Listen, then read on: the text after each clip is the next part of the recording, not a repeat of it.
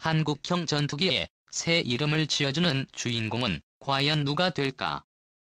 공군은 한국형 전투기에 새 명칭을 짓기 위한 대국민 공모전을 10월 한 달간 진행한다고 29일 밝혔다. KF-X 사업은 장군 이래 최대 규모의 무기 연구 개발 사업이다. 전투기 개발에 8조 8천억 원 개발 완료 후 120대 양산에 10조 원 등 18조 8천억 원 규모의 천문학적 자금이 투입된다. 군이 앞서 공군 차세대 전투기 사업으로 7조 4천억 원을 들여 미국 록히드 마틴사로부터 차세대 스텔스 전투기 F-35를 수입하기로 한 KF-X 예산 18조 8천억 원은 F-35 100여 대를 구매할 수 있는 KF-X 사업은 보람의 사업이라는 명칭으로도 불린다.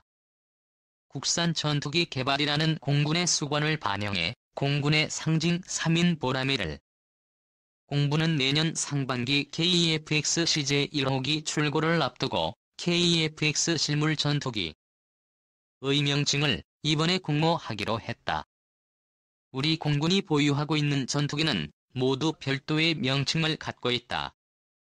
F4는 팬텀 F5는 제공호 또는 프리덤 파이터 KF-16은 파이팅 펠콘 등의 별도 명칭으로 불린다.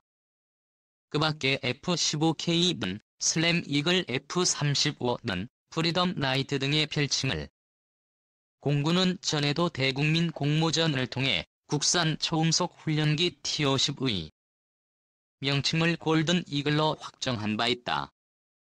이번 공모전은 국민 누구나 참여 가능하며 1인당 한 건만 응모할 수 있다.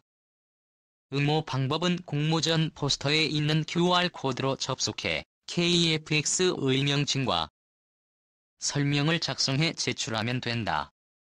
공부는 공모된 작품들을 대상으로 명칭의 상징성, 호칭의 용이성, 의미, 부여 등의 항목을 고려해 심사할 계획이다. 수상작은 총 3건을 선발하고 수상자에게는 공군 참모총장 상과 KF-X 실물 형상의 모형 항공기를 수여할 예정이다. KF-16 해량 사업 1,000억 대 예산 날린 정부 위약금도 못 받아 전투기 KF-16 해량 사업을 추진하다 좌초돼 수천억 원의 손해를 본 한국 정부가 사업 좌초 책임을 물어 미국 방산업체에 소송을 냈지만 패소했다. 미약금조차 받지 못하게 된 것으로 서울중앙지법 제20민사부는 대한민국 정부가 바이 시스템즈를 상대로 위약금 4,325만 달러를 청구한 소송에서 지난달 각하 판단을 악화한 소송의 요건을 제대로 갖추지 못해 본안에 대해 판단하지 않고 재판 절차를 끝내는 것으로 사실상 원고 패소 판단에 가깝습니다. 양국 정부 간 협의 절차에 의해 해결해야 하는 사안에 한국 법원에서 소송을 낸 건 부적법하다는 게 정부 패소의 이유였습니다. 앞서 대한민국 정부는 2011년 8월 국방부 산하방위사업청을 통해 1조 8천억 원 규모의 예산을 들여 KF-16 전투기 134대의 성능을 개량하기 위한 KF-16 전투기 성능 개량 사업을 추진했습니다. 이 사업은 2021년까지 KF-16 전투기 134대의 임무 컴퓨터와 무장체계를 최신형으로 교체하고 레이더도 교체해 탐지 고리를 2배가량 늘리는 것이 주된 내용이었습니다. 예상대로라면 2025년쯤 전력화 예정인 국산 차기 전투기를 능가할 정도로 고성능을 발휘할 것으로 기대됐습니다. 방위사업청은 KF-16 전투기의 체계 통합 부분과 A4 레이더를 미 정부로부터 FMS 방식으로 구매하기로 했습니다. FMS 방식이란 미국 정부가 직접 업체를 선정하고 품질 보증 등을 책임지는 무기 해외 판매 방식을 말합니다. 구매국이 사업 내용과 일정, 총 사업비 등을 고려해 미국 정부에 계약 체결 조건을 기지 1 제안서를 보내고 미 정부는 이를 받아 미군 수 업체가 제시하는 납품 비용 과미정부가 계약을 관리하는 데 소요되는 행정상 비용 리스크 등을 고려해 구매국의 수납서를 답신하고 구매 국의 유효기간 안에 EAOA에 서명하면 계약이 체결되는 구조입니다.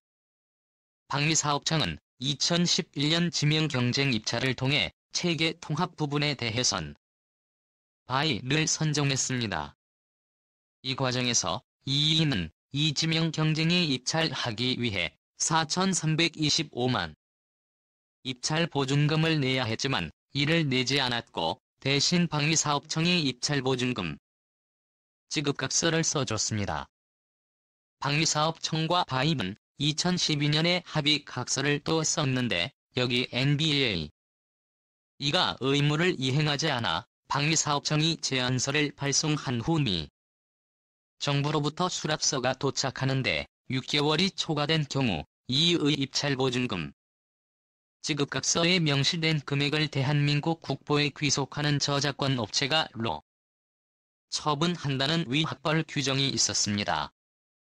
박리사업청은 2013년 12월 미정부가 보낸 수납서에 서명하면서 계약을 체결했습니다.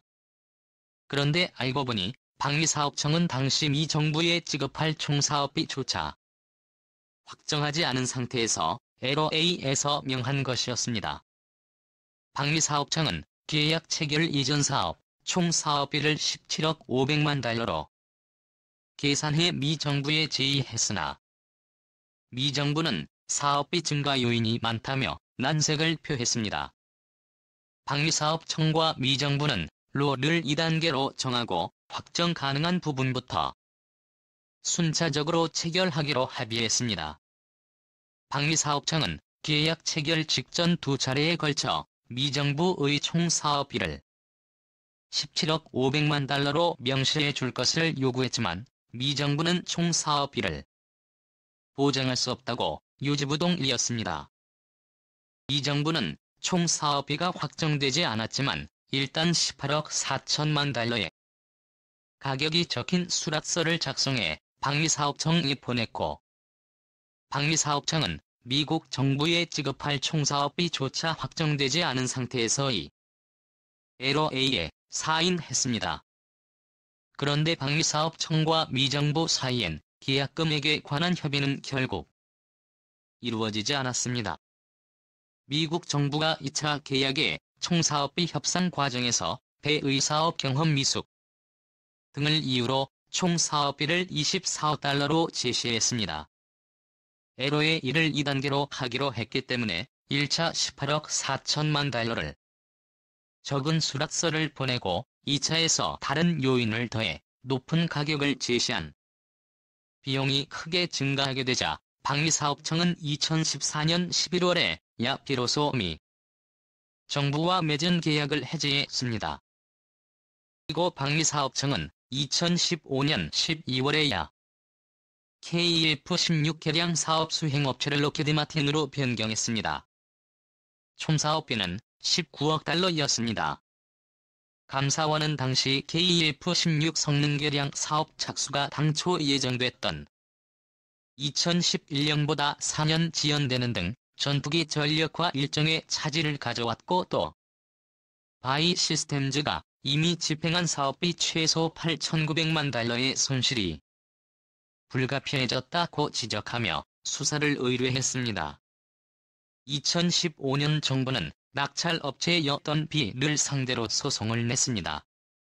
앞서 정부와 바이 사이에 맺은 합의 각서에서 EA가 의무를 이행하지 않아 박리사업청이 LOA를 발송한 후 미 정부로부터 LOA 대 6개월이 초과된 경우 EA 가입찰 보증금 지급각서에 명시된 4,325만 달러를 정부에 내도록 돼 있는데 미 정부에 오퍼 신청서를 제출하고 6개월 이내에 미 정부의 오퍼 수락서를 받지 못한 이상 이를 이행하라는 것이었습니다.